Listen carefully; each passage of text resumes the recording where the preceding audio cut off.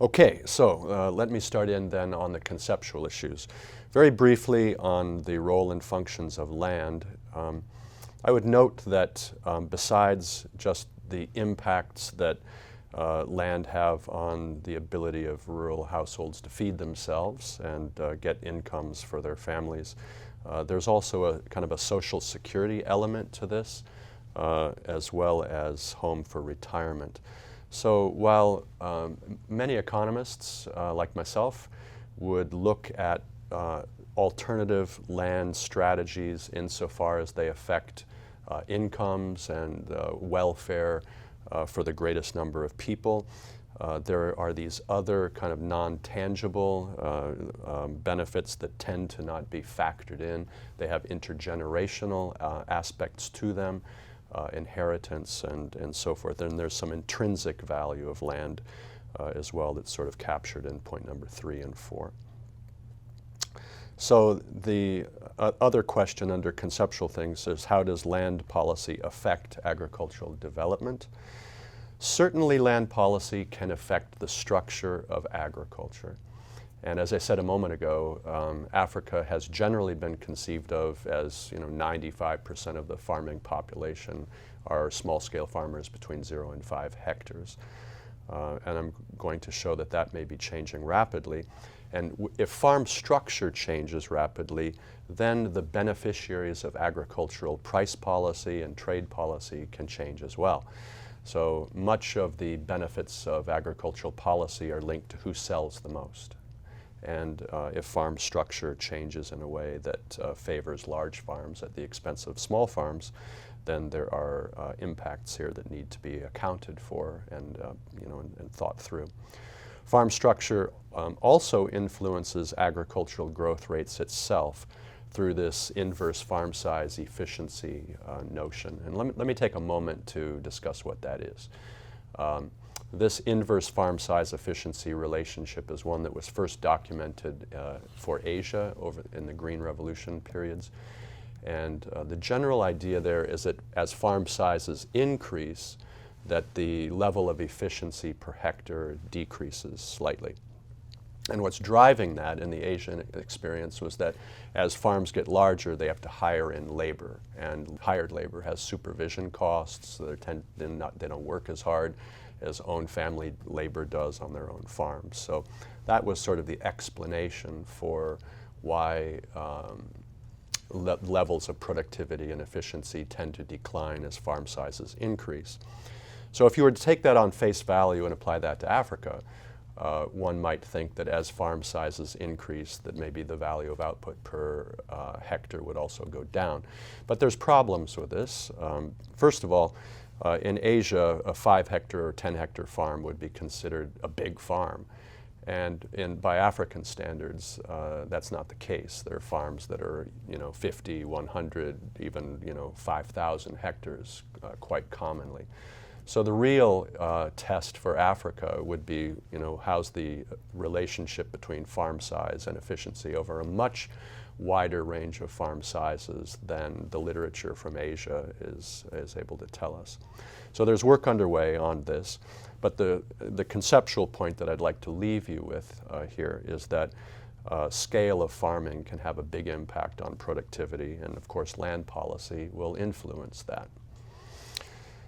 The inclusiveness of agricultural growth, this harks to the idea of multiplier effects. And for those of you who aren't familiar with multiplier effects, the general notion is this. If there's some stimulus to agriculture so that the beneficiary, the farmers who are benefiting from that, they get more money in their pockets. And of course, farmers will spend their money in certain ways. If it's a small-scale farmer, they tend to recycle that money. They have a high marginal propensity to consume. So for every dollar of additional income they may get through farming, they tend to spend a great deal of that on things like blacksmiths and corrugated iron roofing sheets and veterinary services and so forth, things that stimulate the local economy. So as millions of farmers do that, this tends to stimulate demand and employment effects in the non-farm sector for the blacksmiths and the veterinary services and construction, housing, and so forth. And there are employment benefits that ripple through the economy in that way. Those are called multiplier effects. They tend to be quite high for poor people, and they tend to be lower for people with money. So if you were to contrast agricultural growth multiplier effects between an inclusive kind of farm structure like most of Asia during the time of its Green Revolution, contrast that with latifundia, Latin America, where maybe 1 or 2% of all of the farms generated the lion's share of the growth. When wealthy people get extra income, they tend to spend it on imports, educating their kids in elite schools, imported cars, things like that. So the multiplier effects are quite different depending on whether you have a fairly broad-based structure of agriculture, what Bruce Johnston referred to as a unimodal system, or whether you have more of a bimodal system that's common in Latin America. Very different multiplier effects. The last point, I think, under conceptual issues is that there are direct effects resulting from direct employment effects on the farm. So small-scale farming tends to be a fairly labor-intensive form of agriculture. The number of adults who are working per hectare tends to be higher than under a large-scale system. I was speaking to a farmer in South Africa recently who has 1,600 hectares and he employs 18 workers. So that's about one person per 100 hectares on a grain farm. So many issues will flow from the structure of farming and the scale of farming, direct employment effects, the level of productivity that's generated, and then these multiplier effects. So it becomes very complicated, and there's usually pros and cons associated with different forms of land structure. Okay, this graph to me is a very important one. It shows that Africa is at a point in its demographic situation where 62% of its population are below the age of 25. So what does this have to do with land? Well, in the next 2 decades, I should say, about 350 million young Africans will be entering the job market looking for work. 350 million, that's more than the entire population of the United States. And by even the most favorable projections about non-farm employment growth, roughly half or less of them under the most favorable projections will be able to get wage jobs in the non-farm economy.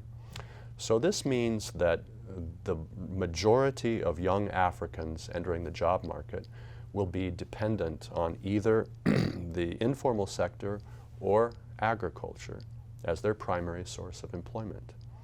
And so their ability to obtain and get livelihoods through agriculture will depend on the potential for area expansion, for not only young people to inherit their parents' farms, but to start new farms, and that requires expansion of area as population grows. And I'm going to present some evidence that shows that even in rural Africa, the population in 2050 is going to be 50% higher than it is now.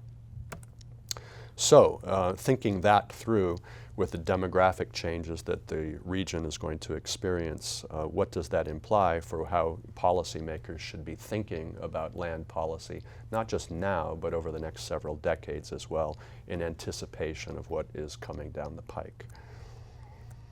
Okay. Why is it important about land security?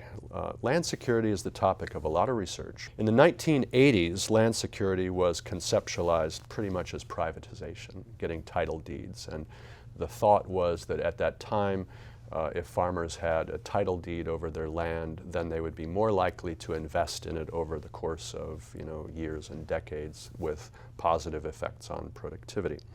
However, in the last several decades, it's become clear that titling is not a panacea, and that many adverse things can happen when land is commodified and kind of privatized as well. And the more recent consensus is that land security is context specific. In some cases, privatization and title deeds registration may be very appropriate. In other cases, that it may not be, and existing traditional tenure structures may actually be superior in terms of protecting land rights for rural people. It's also been found that land security depends decisively on governance and on the views of people who are in authority, what their values are and how they value protecting the rights of rural people. And that it's not intrinsically related to any particular type of tenure structure. So no matter whether you have a title deed or whether the chief says you can use this land or whatever kind of tenure structure, all of them are capable of being corrupted, or conversely, all of them are capable of protecting the rights of rural people. So it's very context specific.